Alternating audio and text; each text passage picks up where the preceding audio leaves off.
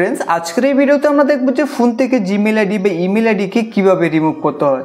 যদি আপনি অন্য কারো জিমেইল আইডি বা ইমেল আইডি কে আপনার ফোনে লগইন করেছেন কিন্তু এখন লগ আউট বা রিমুভ কিভাবে করতে হয় আপনি বুঝতে পারছেন না বা অন্য কোনো কারণে আপনি ফোন থেকে কোন ধরনের জিমেইল আইডি কে রিমুভ করতে চাইছেন কিন্তু কিভাবে রিমুভ করতে হয় বুঝতে পারছেন না, তাহলে এই ভিডিওটি দেখুন।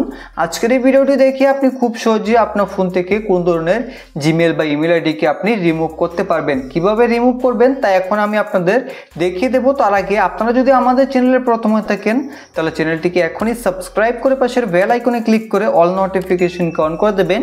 আর যদি ভিডিওটি ভালো লাগে একটি লাইক করে দেবেন, আপনাদের এক লাইক আমাদের মোটিভেট করে পরবর্তী ভিডিও বানাতে, এবং এই ভিডিওটিকে আপনাদের বন্ধুদের সাথে শেয়ার করে দেবেন যাতে তারাও তাদের ফোনে জিমেইল আইডিকে রিমুভ করতে পারে।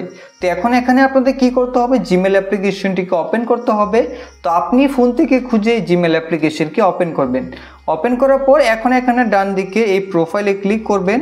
এখন এখান থেকে আপনি যে জিমেইল আইডিটিকে রিমুভ করতে চান রিমুভ করতে পারবেন। তার জন্য এখান থেকে আপনি manage account on this device এই অপশনে ক্লিক করবেন। ক্লিক করার পর এখন এখানে দেখুন পার্সোনালের নিচে গুগল লেখা রয়েছে, এখান থেকে আপনি গুগলের উপরে ক্লিক করবেন। এখন এখানে আপনি ফোনে থাকা সকল জিমেইল আইডি বা ইমেল আইডিকে দেখতে পাবেন।